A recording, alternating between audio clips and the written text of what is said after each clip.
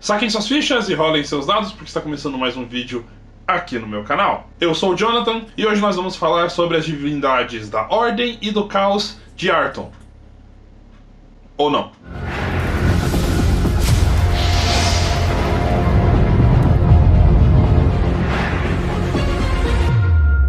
E aí galera, tudo bem com vocês? Comigo está indo tudo dentro do possível bem. As minhas aulas não estão mais tão pesadas agora, então eu posso voltar a produzir com razoável frequência, apesar de que eu já estava divulgando o vídeo já anteriormente. Saiu o meu último vídeo. Vocês devem ter notado algumas diferençazinhas pequenas, como por exemplo a estante que tinha aqui no canto, ela sumiu. Na verdade ela não sumiu, eu troquei alguns móveis de lugar aqui no meu quarto. E a estante antes que ficava aqui, que tinha os meus livros de RPG e alguns mangás, ela foi pra trás de onde está a câmera agora. Num futuro, eu espero que próximo eu consiga finalmente comprar as minhas estantes, meus livreiros, para poder botar aqueles livros ali e ficar menos feio, porque aquelas estantes de plástico ali são horrorosas. Eu ainda tenho outras coisas para mexer aqui no quarto, eu quero trocar o guarda-roupa, eu quero na verdade trocar essas estantes aqui. Eu tô querendo trocar elas estão me servindo bem, mas eu tô notando que elas estão ficando meio que dobrada pra frente. E isso tá meio perigoso. A Paty até sofreu aqui um acidente uns tempos atrás, quebrou a gravatinha dela e tudo. Eu tô querendo evitar de quebrar todas as minhas coisas. Só que pra fazer isso eu ia ter que muito provavelmente cobrir os buracos e pintar a parede toda de volta. Aí já que eu ia ter que pintar a parede toda de volta, eu ia lixar a parede toda de volta. Nossa, ia dar um trabalhão. Outra coisa que eu quero fazer também é arrumar um chroma key. Eu já vi o preço de um tecido para fazer o chroma key. Eu tenho, na verdade não é eu, né? Meus pais têm um esquema aqui que ia me servir muito bem para servir para stand, assim, eu poder fazer alguns vídeos aparecendo assim enquanto imagens surgem no fundo, que vai ser bem interessante para o futuro do canal. Eu quero fazer umas coisas bem legais usando lá a roxinha, mas eu ainda estou pensando direito em como e quando fazer isso. Até porque envolver um volume muito grande de edição, ia ficar pesado. Também tem o vídeo do Paladino de Mará. Ele tá pronto, o personagem tá pronto. E eu agora tô com umas ideias assim mais diferentonas pro costume, pro geral do canal. Então provavelmente esse vídeo do Devoto de Mará ele vai demorar bastante. Calmir, deus da ordem e da justiça. Antigo líder do panteão antes de Tauron assumir o posto, aí morrer e agora Valkyria está no lugar dele como sendo o líder atual do panteão, mas Calmir foi o líder do panteão por muito tempo. Até por isso, por um longo período de tempo, o cenário sempre se manteve em relativa ordem. Os reinos que compunham o reinado, eles tinham suas tretinhas, mas no geral eles sempre se mantiveram ali, na deles. Foi com a saída de Calmir da liderança do panteão e assumindo Tauron que a coisa começou a degringolar, ou o contrário, aí vem uma questão de perspectiva da sua parte. Calmir foi conhecido em Lenor como Hedril,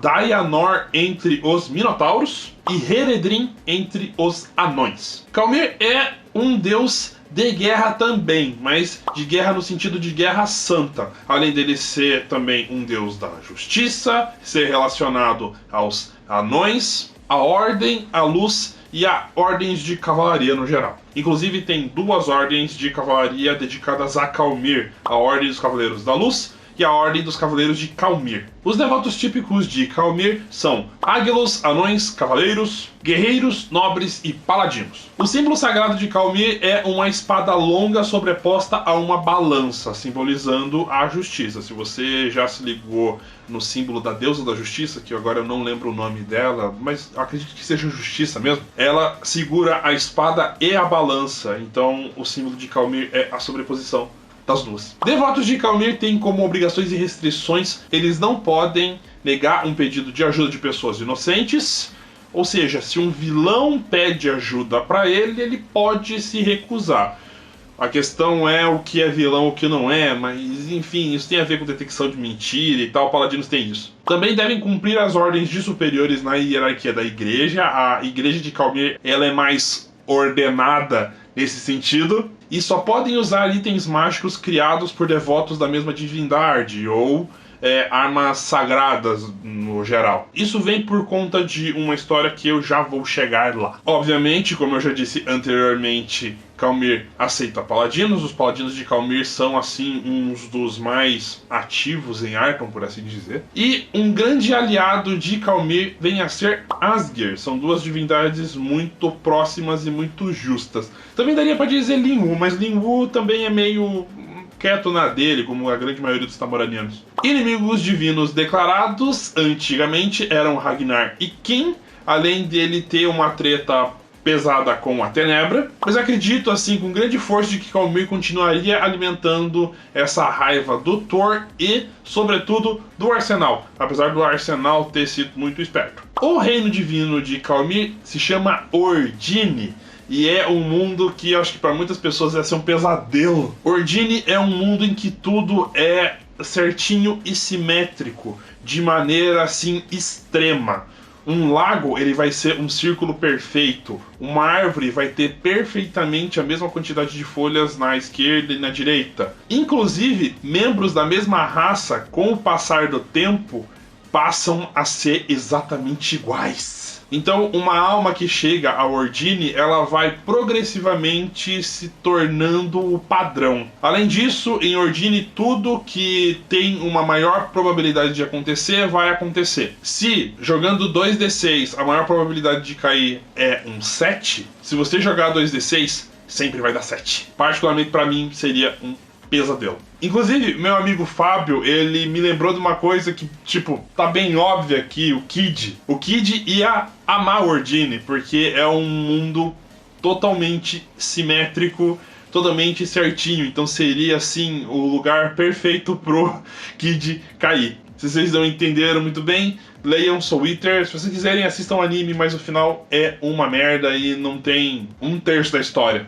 O sumo sacerdote de Khalmyr mudou recentemente e é ninguém mais, ninguém menos do que Alan Thorin Greenfield, um nativo da região da União Púrpura, que atualmente se chama Ermos Púrpura. Então ele era de uma tribo bárbara, que foi levado pelos Cavaleiros da Luz e foi ordenado como sendo um Cavaleiro da Luz. Sempre foi alvo de preconceito dentro da instituição e hoje ele é só o favorito da divindade. O Alan Thorin Greenfield é foda. Se você ler o Crânio Corvo, você vai aprender a amar ele. Ele é muito foda. Com certeza mereceu a promoção dele. E agora, mais algumas curiosidades sobre Khalmyr.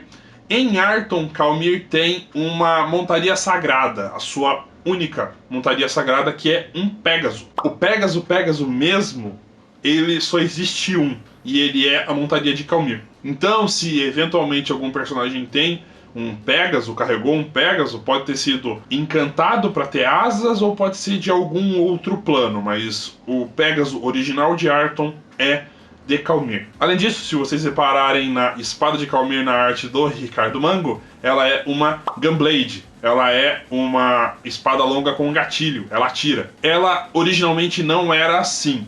A espada de Khalmyr, ela era guardada, sempre foi, no Reino dos Anões, do Rohirrim, e guardada por um guardião invisível e indestrutível. Só que de tempos em tempos, esse guardião ele precisa dormir. E no momento que ele dormiu, o Camaleão, o maior ladrão e assassino do mundo de Arton, se apossou da espada. E aí rolam algumas coisas no livro O Terceiro Deus, aonde a espada foi modificada a mando de Tenebra, tendo então o seu gatilho e podendo atirar. Então hoje a espada de Khalmyr ela foi maculada com um pouquinho de caos. E eu esqueci de falar no vídeo sobre a questão de por que os devotos de Khalmyr não podem utilizar armas mágicas que não sejam sagradas ou criadas por devotos de Khalmyr. Há alguns anos surgiu Arthur Donovan III, filho de Arthur Donovan, o fundador da Ordem dos Cavaleiros da Luz. Arthur era um paladino, ele ficou ganancioso pelo poder que podia vir de itens mágicos e ele se tornou um algoz, um paladino maligno. Atualmente não se tem muitas notícias sobre ele, mas em Holy Avenger Paladina há uma citação a ele, então pode ser que nós tenhamos notícias novas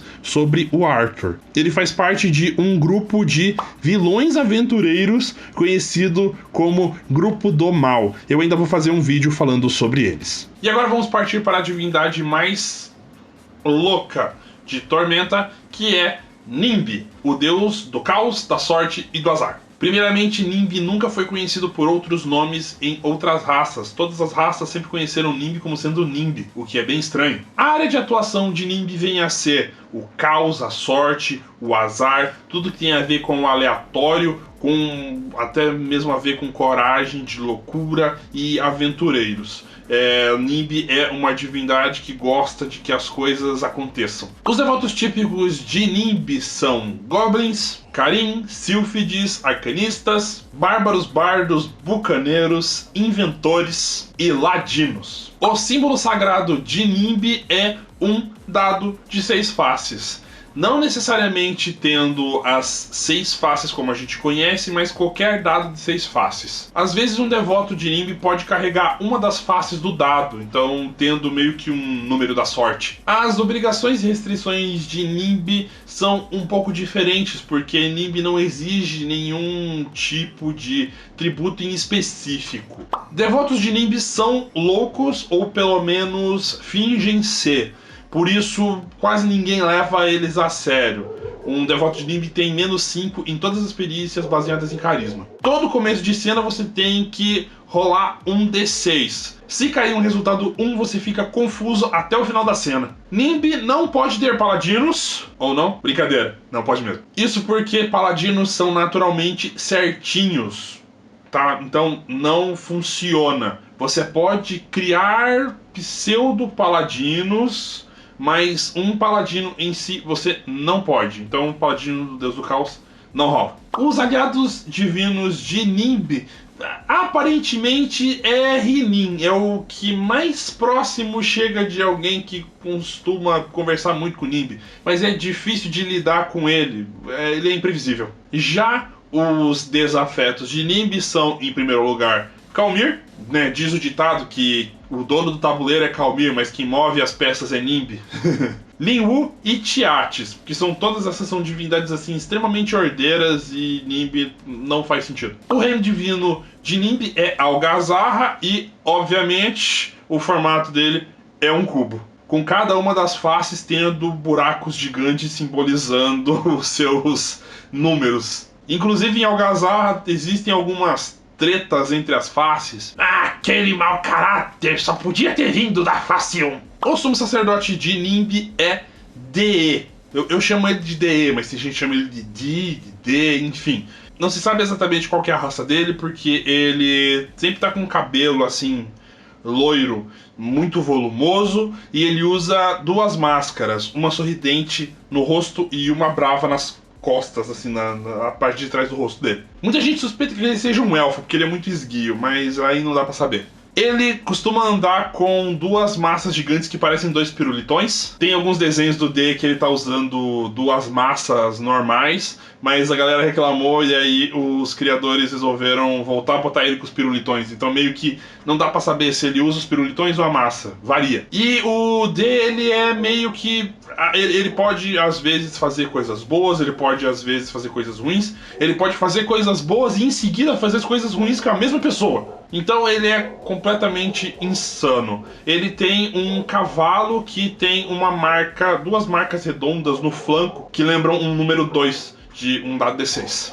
Particularmente pra mim, tudo que envolve Nimbi, sobretudo Algazarra, me lembra muito desenho tipo Looney Tunes. Ou até mesmo aqueles filmes de animação tipo Mundo Legal, né? Cool World. Ou Uma Cilada pra Roger Rabbit. Então dá pra você fazer coisas bem malucas. Inclusive dá até pra você fazer algum personagem que lembre o Máscara, né? Que ele é meio que lembra isso e ainda é bem sádico também. O nome Algazarra, ele faz referência bem óbvia à palavra algazarra, além de lembrar também, pelo menos pra mim, um mangá. Esse aqui, Eohazard, né? Então, Eohazard, Algazarra, enfim. Ele caiu na cama, tá? Eu não estraguei ele, não.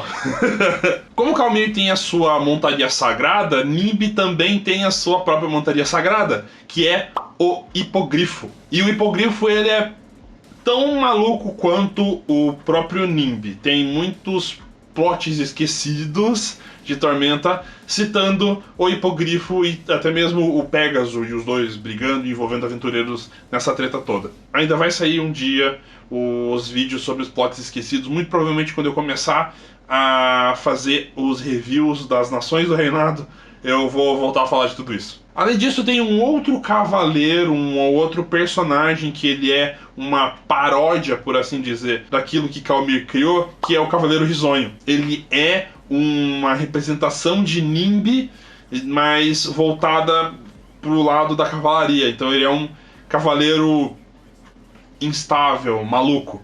Isso é bem legal e é um plot que no futuro talvez dê pra galera aproveitar. Atualmente tem o Cavaleiro Risonho, que eu não vou dizer quem é, vocês vão ter que ler a trilogia da Tormenta. O Cavaleiro Risonho, ele é um cargo, ele é passado de uma pessoa para outra depois que o anterior morre. Não é necessariamente o Cavaleiro Risonho que passa a armadura do Cavaleiro Risonho para outro. Pode ser que simplesmente o cara ache a armadura, use e comece a agir como Cavaleiro Risonho, sem saber que está fazendo isso. O cara simplesmente vira um instrumento do caos. E é isso por hoje. Eu estou gravando meio cansado, assim, meio até com preguiça, mas resolvi levantar e botar para gravar de uma vez. Estamos já meio que na reta final. Pelas minhas contas, faltam, além desse vídeo aqui, mais 5 vídeos sobre as divindades. Aí agora você deve estar pensando assim, mas você já cobriu quase todos os deuses do panteão, como assim tá faltando mais 5? Por que será? Nos vemos então no próximo vídeo. Muito obrigado e tchau, tchau.